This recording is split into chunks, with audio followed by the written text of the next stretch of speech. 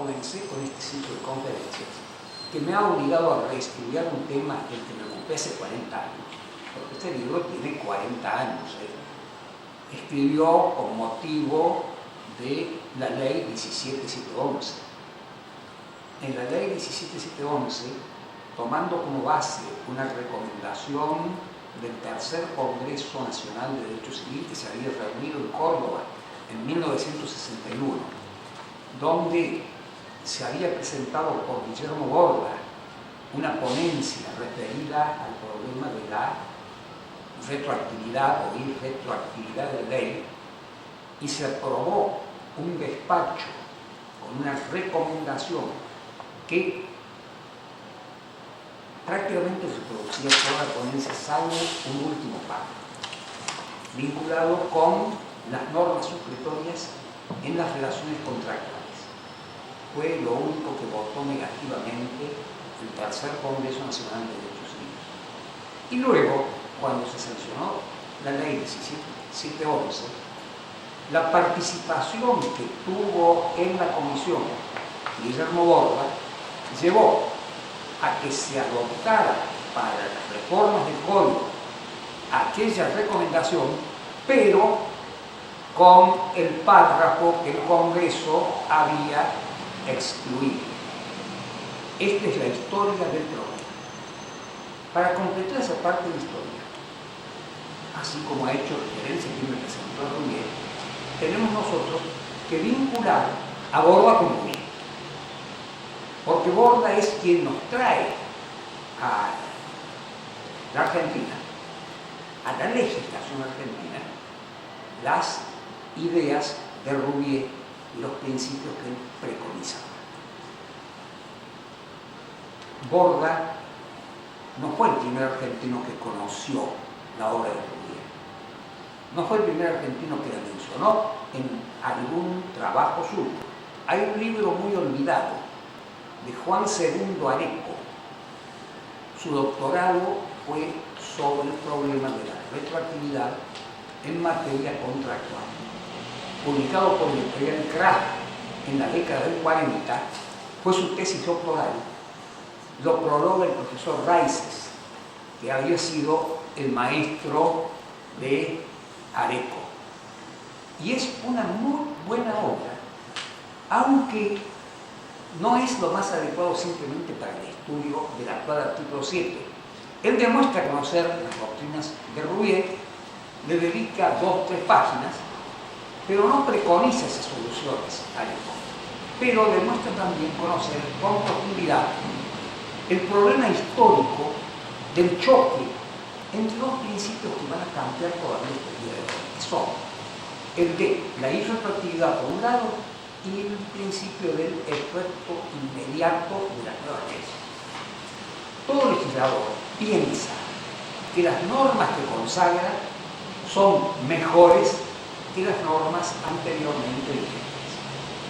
Y el propósito del legislador está en lograr que esas normas tengan la mayor aplicación posible y lo más pronto posible.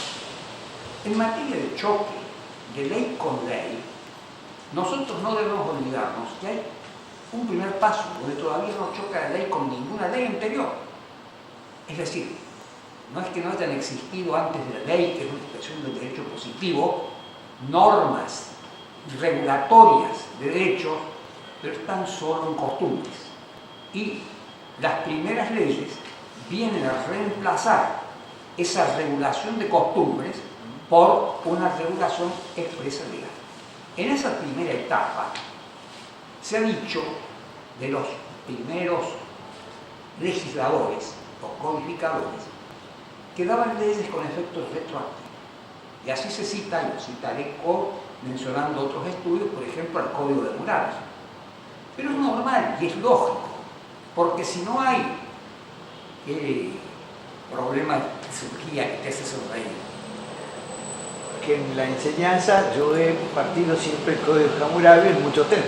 Bueno, tú ves, ese primer código, dicen, tiene efectos retroactivos.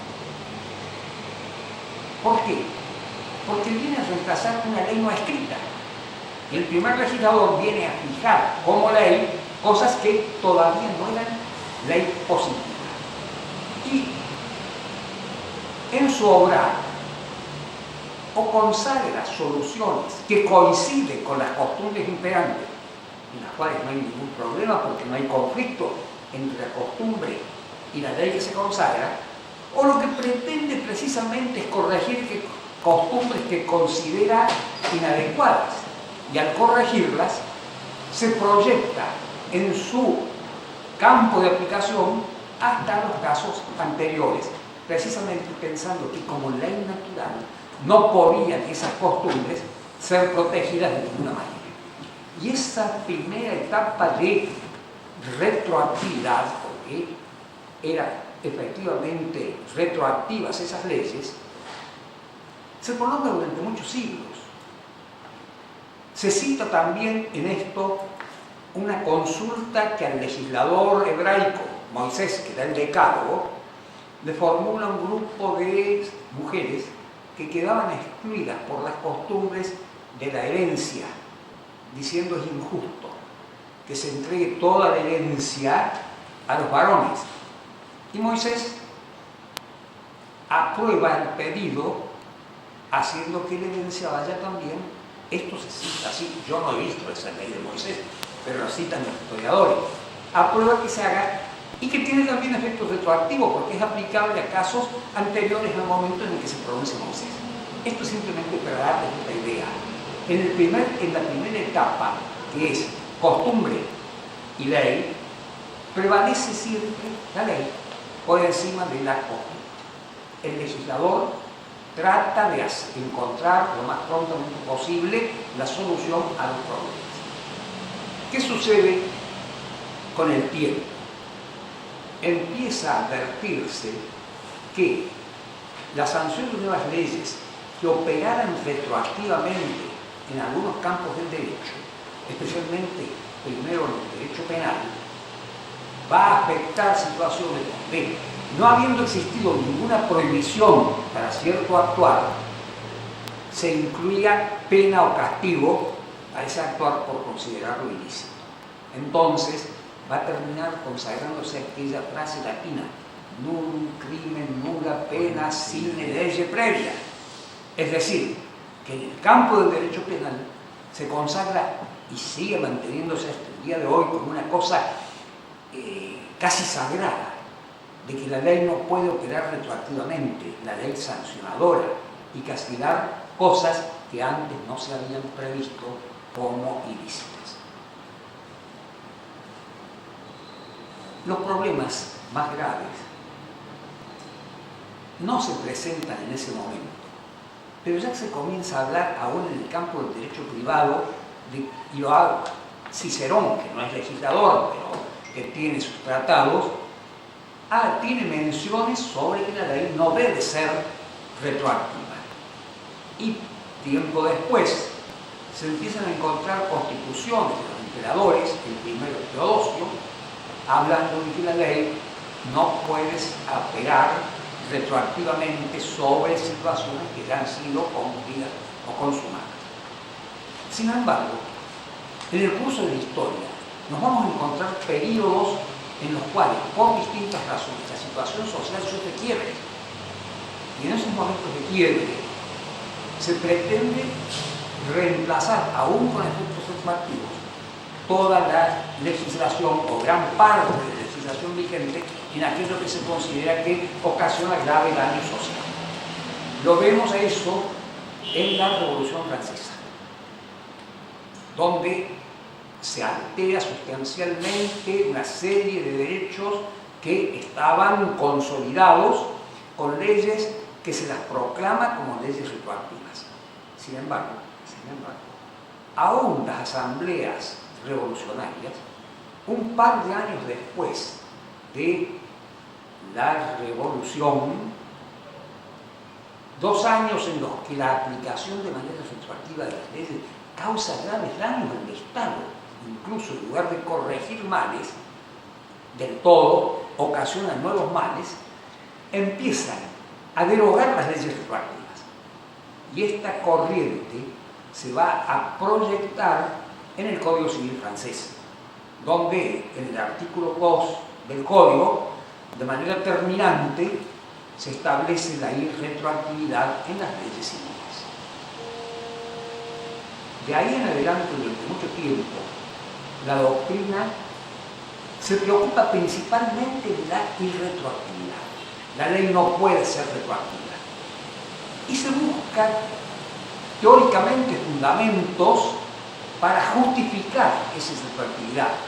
Y los fundamentos más difundidos son aquellos de que cuando los derechos ya han sido adquiridos, no puede una ley operar contra esa situación consolidada. Doctrinas que se van a reflejar en muchos códigos y que incluso en algunos países van a adquirir jerarquía constitucional. La Constitución comienza a consagrar el principio de la irretroactividad de las leyes. No en todos los países, pero hay países en que se suma a ello. Cuando se estudie este problema, todos nosotros, todos los juristas en el mundo occidental que se han ocupado de esto, marchan sobre todo hacia el antecedente del Código Civil francés, ese artículo 2, que se encuentran en diferentes países libros que refuerzan la idea de la irretroactividad de la ley frente a los derechos adquiridos y que la ley solamente puede operar de inmediato sobre las expectativas, algo que no ha sido derecho adquirido, y sobre las consecuencias nuevas, posteriores. Resulta, sin embargo, que las formulaciones esas difieren en distintos matices y no conforman totalmente a quienes los estudian, llegando a decir algún jurista, hasta el día de hoy no he podido comprender qué es un derecho civil. ¿Cuándo hay realmente un derecho civil? Dentro de esa corriente de pensamiento, Rouvier es muy causalista, busca idear una fórmula técnica que, apartándose del concepto del derecho adquirido, que apartándose del concepto de derecho de expectativa, sea una expresión más perfecta de cómo se pueden armonizar el deseo del legislador de que haya efecto inmediato de la nueva ley con el respeto para los derechos anteriores. Entonces, él ya no habla de derechos subjetivos, habla de situaciones jurídicas. Para él, como yo filósofo, él fue decano en la Universidad de Lyon, y escribió una obra que a veces no se cita, porque cuando estudiamos el problema hablamos de sus dos obras. La primera, que es de conflit de loi, o la irretroactividad de la ley del año 29, la segunda, que ya la titula de otra forma, droit transitoire, derecho transitorio. Junto a esas dos obras hay otra muy importante que normalmente ninguno de los juristas argentinos ha consultado jamás. Y sin embargo, esa te permite comprender cuál es la idea subyacente de Rouvier para idear la solución que va a proponer y que por obra de Borba se va a traer al derecho argentino. Él habla de situaciones jurídicas que no es subjetivo, oponiendo dentro de las situaciones jurídicas lo que es la situación jurídica abstracta de la situación jurídica concreta, lo que es el derecho subjetivo, que vendría a ser la situación jurídica concreta de lo que es el deber jurídico, que es el estatuto legal que regula las cosas, el derecho objetivo en el lenguaje de otro. Para Borda y para Rouvier, su lenguaje no habla de derecho subjetivo y derecho objetivo, sino que habla de situaciones jurídicas, y dentro de las situaciones jurídicas, la situación legal o estatuto legal que fija deberes y la situación concreta de una situación, él dice más amplio esto que lo de relación jurídica, porque hay cosas que no son específicamente relaciones jurídicas, sino que tienen permanencia además en el tiempo, como el matrimonio, que no es una relación jurídica, el derecho de familia, la situación de hijo, la situación, esto lo plantea así, no como un choque de la conexión intersubjetiva de derechos, de que hablan quienes van a hacer una introducción al derecho, sino una situación jurídica. Y partiendo de esta idea de situación jurídica que pretende diferenciarla, pero que en definitiva en nuestro derecho tal como se consagra en el artículo 7, que se habla simultáneamente para comprender todo de relación jurídica y de situación jurídica, relaciones y situaciones jurídicas, en nuestro derecho son casi sinónimas, lo tengo así expresado en mis conclusiones, pero donde lo importante, lo cabal, lo que resulta clave para las soluciones es causalmente los hechos que generan la situación, los hechos que modifican la situación, los hechos que extinguen la situación, hechos que pueden ser instantáneos o que pueden proyectarse en el tiempo. Entonces, él configura la idea, una situación jurídica se crea, se modifica o se extingue y tiene que ser juzgada por el momento de creación, por el momento de modificación, por el momento de extinción, con la ley vigente en el momento en que esa creación de la situación, esa modificación de la situación, esa extinción de la situación se produce. Y si es fruto de una causa compleja, no produce efectos hasta que la totalidad de los hechos integrantes como causa compleja de la situación se han sumado, se han integrado, se han concretado. No existiría situación jurídica mientras está pendiente de formación. No se modificaría mientras está pendiente de modificación. No se extinguiría mientras está pendiente de extinción, sino solo cuando todos los hechos complejos que se suman a lo largo del tiempo para la creación, la modificación o la extinción se han dado, y en ese instante se aplica la ley del momento en que se logra la totalidad de los elementos causales que van a producir esa creación, esa modificación y esa extinción. Esa es la idea que campea en Rouvier y que se refleja en el artículo 7.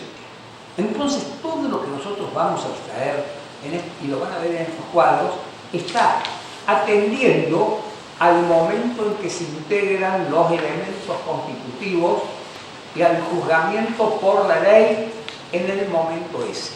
Entonces, la situación que se ha formado bajo una ley tiene que permanecer inalterable, no puede ser en su contenido, en su estructura, atacada y modificada por una ley posterior.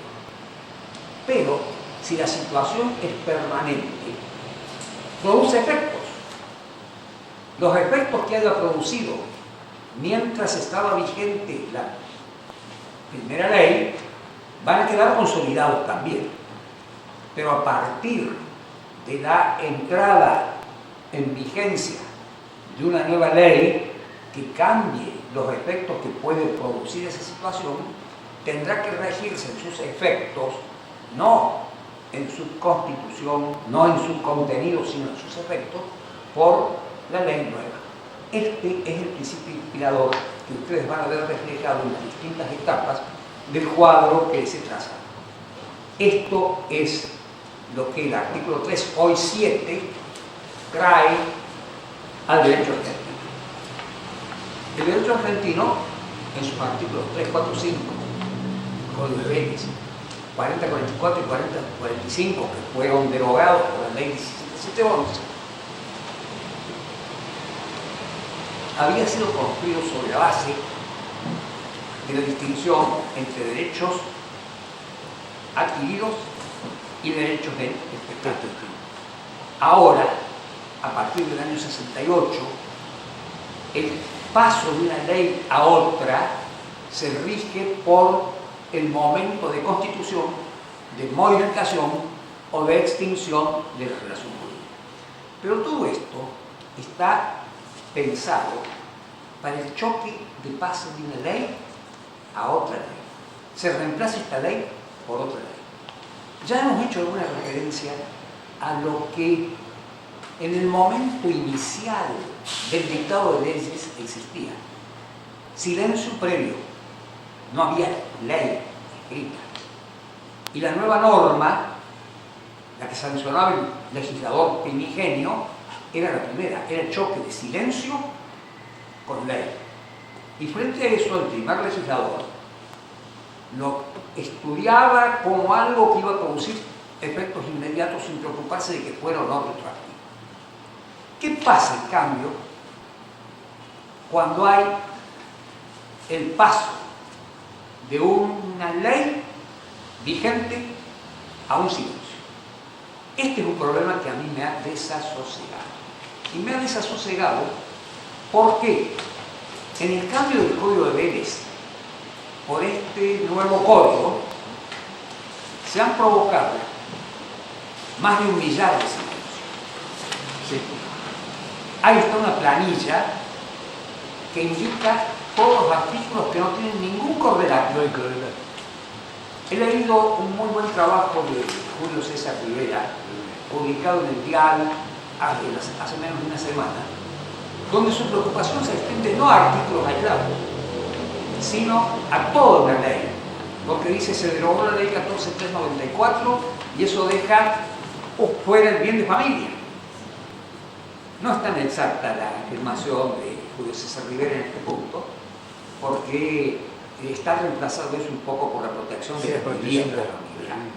Pero vean ustedes si hay para preocuparse por el silencio de la ley. Yo les decía recién, cuando estaba Idel reunido programando planes de trabajo futuro, les decía que yo tuve que viajar el 12 de abril, domingo, a España. Llegué el lunes 13 a Madrid, al hotel, a las 5 de la tarde. Y a las 7, entre 7 y 7 y media, había reunión del Pleno de la Real Academia de Jurisprudencia en Madrid. Y estaba invitado a concurrir. O sea que llegué al hotel después de las 13, 14 horas de viaje, o más, porque no son el cruce, sino primero de Córdoba a Ezeiza, el hotel de Ezeiza, y las horas de viaje y de Barajas al hotel, para 1 hora y media después asistir al pleno que no quise más. Me encontré con una sorpresa. El tema de la posesión. Exponía una catedrática catalana, civilista, con quien yo he mantenido correspondencia, Encarnación Roca Trías, que en este momento está radicada en Madrid porque es miembro del Tribunal Constitucional de España. Y el tema es, ella es miembro del núcleo también de la Academia Catalana y de la Real Academia en Madrid. Y le habían asignado la exposición de ese día y habían titulado su exposición El silencio enigmático. Le digo que a mí me fascinó escucharla hablar sobre el silencio enigmático porque iba con la preocupación interna de los silencios que tenemos en nuestro código. Nuevo código. Y tuvo la gentileza de obsequiarme el borrador escrito que tenía cuando también lo tengo acá en la carpeta. No voy a reproducir todo lo que dijo Encarnación Roca Trías sobre los silencios y cómo el silencio a veces deja lugar a la creación, pero otras veces cierra puertas. Era comparada con la música. El silencio en la música y los efectos del silencio en la música.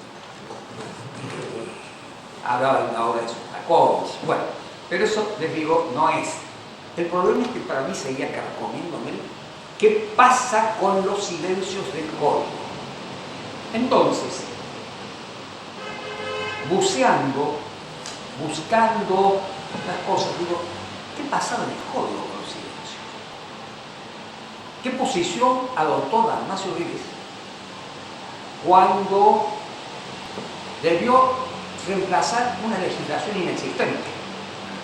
Porque en realidad había mediado la independencia y no teníamos leyes más que unas pocas leyes patrias, y se seguía aplicando simplemente por inercia la vieja legislación española, confusa, difusa, profusa, y esa es una de las grandes razones para que los países que habían sido colonias se dictasen su código, y estaba teniendo que dar un código nuevo. Entonces, dentro del título preliminar primero, Vélez consagra una norma que es el artículo 22, donde resta valor a los silencios anteriores. Se está refiriendo al silencio anterior. ¿Y qué dice ese artículo 22? Lo que no está dicho explícita o implícitamente en ningún artículo de este código no puede tener fuerza de ley en derecho civil, aunque anteriormente una disposición semejante hubiese estado en vigor, sea por una ley especial, sea por una ley general, sea por una ley especial.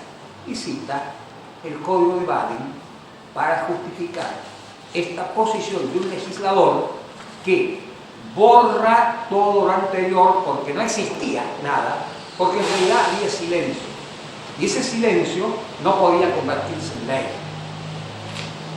Esta es la posición de Vélez, que se une a otra cosa. Para regresarte, la costumbre o las prácticas no tenían fuerza, sino cuando la ley expresamente se refería a ellas. Y el artículo 17 de Vélez, después reformado por la ley 17.711, decía: las leyes no pueden ser derogadas en todo o en parte, sino por otras leyes. El uso, la costumbre o práctica no pueden crear derechos, sino cuando las leyes se refieren a ellos. Esto ha quedado reducido por la ley 17.711 a que los usos y costumbres no pueden crear derechos, sino cuando las leyes, lo sustancial está en el nuevo 17. Pero el nuevo legislador, que ha querido diferenciarse en esto, adoptar una posición contraria, suprime el artículo 22. No pone valla con respecto a los silencios anteriores, que no pueden tener valor los silencios si no hay expresión concreta. Y por otro lado, cambia sustancialmente lo de los usos o costumbres. Y esto es una cosa que tenemos que comprender especialmente todos quienes practican el derecho, sea como abogados, sea como partes, sea como jueces. ¿Qué dice el nuevo código respecto a esto? Resulta que, habiendo creado 1 millar o 2 millares de silencios, y diciendo que el nuevo código es un código de principios y no casuista, recoge con fuerza vinculante los usos, prácticas o costumbres. Cuando hay silencio que ha provocado el mismo código y que lo hace revivir al Código de Vélez, que no ha muerto el 1 de agosto, sino que en todo aquello en que se ha guardado silencio, pero que era práctica y costumbre, va a seguir teniendo fuerza y se va a ver, está plasmado en el Código de Vélez lo que eran las prácticas y las costumbres, silenciadas ahora, pero con fuerza vinculante, porque eran las prácticas y costumbres. Relegamos que dice el artículo 1 del Código, aquí, pero voy a leer la última parte que del artículo 1, que es lo que interesa. Los usos, prácticas y costumbres son vinculantes cuando las partes o los interesados se refieren a ello, o en situaciones no regladas legalmente. Es decir, que en las situaciones que han dejado de ser regladas, donde se ha provocado silencio, ese silencio, pero con la existencia de prácticas que están consagradas por siglo y medio, ese silencio es vinculante por ser costumbre y práctica. Fíjense que mi inquietud, antes de viajar a España, provenía de esto. Yo he escrito en algún momento un curso de obligaciones. Y como les decía antes de comenzar esto, yo no tengo ganas de seguir estudiando. Ya soy muy viejo para estar estudiando. Tengo discípulos. Y a uno de esos discípulos le digo, Fernando, ¿por qué no te ocupas de actualizarlo? Y que el libro sea para el futuro tuyo, que vas a ser el catedrático. Podrá aparecer en una primera edición con mi nombre, pero al final vas a ser tú el que va a tener el libro de obligación. Este joven para mí, es un doctor en Derecho, es un docente experimentado, se llama José Fernando Darío Márquez, muy valioso. Este joven corrige el primer capítulo, corrige el segundo capítulo, y cuando llega al tercero, que trata en ese curso de la condición, se encuentra que el nuevo código en materia de condición ha reducido a 7 artículos y no habla prácticamente nada de qué pasa con las condiciones suspensivas, qué pasa. Bueno, y eso está regulado por el código y está usado diariamente en materia de condiciones. Se ha creado un silencio. ¿Qué voy a hacer para enseñar? ¿Me quedo callado? ¿O tengo que decir que si se presentan estos casos hay que darle solución? Y si le doy solución, ¿qué solución le voy a dar? Yo todavía no había leído bien el artículo primero, pero tengo que decirle, le tienes que dar la solución que le daba Vélez. Tienes que seguir invocando eso porque son las prácticas y las costumbres en materia de condición. Tienes que tener al lado tuyo, junto a esto, el último código, el que ha estado en vigencia hasta el 31 de agosto. Tienes que tener al lado tuyo lo que interpretaba eso como práctica y costumbre firme. O sea que el juez, cuando tenga que resolver porque se plantea un caso de ese tipo, y les doy un ejemplo de caso. Este nuevo código, a un problema al cual el Código Civil argentino le dedicaba todo un título. El título preliminar segundo de los modos de contar los intervalos que los ha refundido aparentemente a todos en un solo artículo. Pésima técnica legislativa porque 6, 7 cosas distintas no deben estar en un solo artículo, sino que tienen que estar cada una con su norma clara. Ha procedido a otra cosa. Ha suprimido, guarda silencio sobre lo que era el primer artículo de ese tipo. ¿Qué decía el primer artículo de ese tipo? Del que ahora no se dice nada, desapareció, hay silencio. Que todos estos plazos se deben computar de acuerdo al calendario gregoriano. ¿Cómo? El calendario gregoriano. En el siglo XVI, en 1582, el Papa Gregorio XIII, asesorado por una comisión de intervenían juristas, astrónomos, teólogos, reforma el calendario juliano en el Palacio de Mondragón, en la sala de los suizos, firma la bula, aprobando el calendario que nosotros llamamos ahora, por haber sido el Papa el que impulsó esto, el calendario gregoriano. Y los reinos católicos, en ese mismo momento, o un año, 2 años después, los reinos protestantes demoraron 2 siglos, adoptan el calendario gregoriano. En Inglaterra, varios principados o ducados de Alemania tenían en unos, donde eran católicos, el calendario gregoriano, y en otros mantenían el calendario juliano con 10 días de diferencia, que después se hicieron 11. Los ortodoxos demoran más. En Rusia, recién en el siglo XX, se adopta el calendario gregoriano. En Japón se adopta el calendario gregoriano. Prácticamente todo el mundo occidental usa el calendario gregoriano.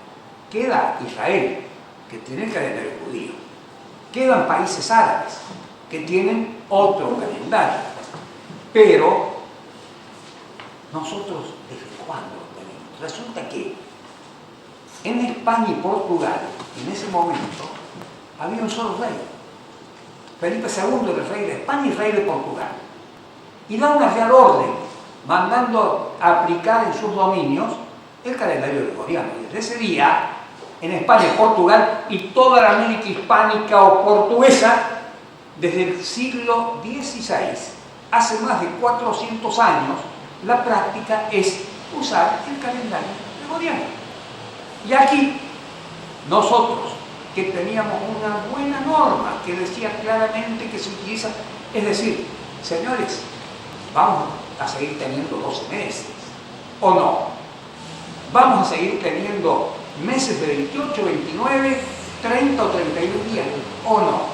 Vamos a tener que computar los meses atendiendo al calendario gregoriano, a pesar de que se ha producido un silencio que va a ser suplido. Cuidado, esto no es por criticar el código, es simplemente para darnos una solución de cómo, con un ejemplo, vamos a tener sin ninguna duda el problema de que las prácticas, los usos, las costumbres son vinculantes. Lo dice el código actual, no lo digo yo, no lo invento yo. Lo dice el artículo primero en su último párrafo. Siguen siendo vinculantes. Es decir, que el código de Vélez no ha muerto el 31 de agosto.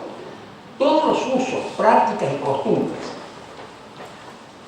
que eran normas que se han llamado a silencio han seguido siendo los usos, prácticas y costumbres y son vinculantes. Y para ello, para saber cuáles eran las prácticas, nada mejor que ir a ver cómo estaban en el código consagradas.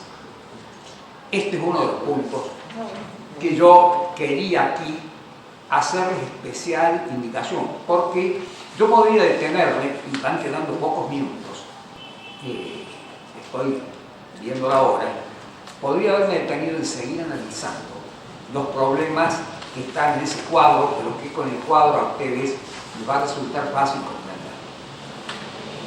Solo un problemita suplementario. En materia contractual dijimos que ese último párrafo permitía la supervivencia de las normas supletorias. Se ha discutido mucho sobre esto. En ese libro mío hay una ilustración de lo que han dicho los distintos autores cuando Borda, con la ley 17711, convierte en ley lo que en el Congreso de Derecho Civil se había silenciado. Por mi parte creo que tenía razón, porque las normas supletorias del Código, en nuestras usos, prácticas y costumbres, no se incluían en el contrato. En un contrato anglosajón, van a ver ustedes que hay normas, páginas enteras de asuntos que para nosotros estaban resueltos por las leyes supletorias. Si no decíamos nada, se aplicaba lo que dice el código, ¿no? Era menester en cada contrato estar repitiendo lo que decía el código.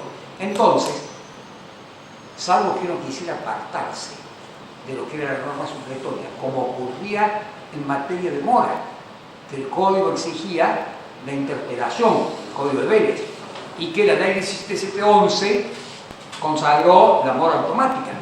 Pero ¿qué decían los contratos antes de eso? En todos los contratos se apartaban del código, en eso que era norma supletoria, y ponían sin interpelación, caerá en mora sin necesidad de interpelación judicial ni extrajudicial. ¿Qué abogado que haya litigado antes del año 68 no recuerda que en todos los contratos ponía algo en lo que se apartaba de la norma supletoria? Cuando uno no quería la norma supletoria, expresamente lo decía y se apartaba. Es lógico entonces que en todos los contratos siguieran aplicándose las normas supletorias sobre las que no se había dicho nada, porque era una aceptación del contratante de las normas supletorias. Ahora, el único matiz diferencial es absolutamente irrelevante. Fíjense que se le ha agregado lo siguiente: con excepción de las normas más favorables al consumidor en las relaciones de consumo.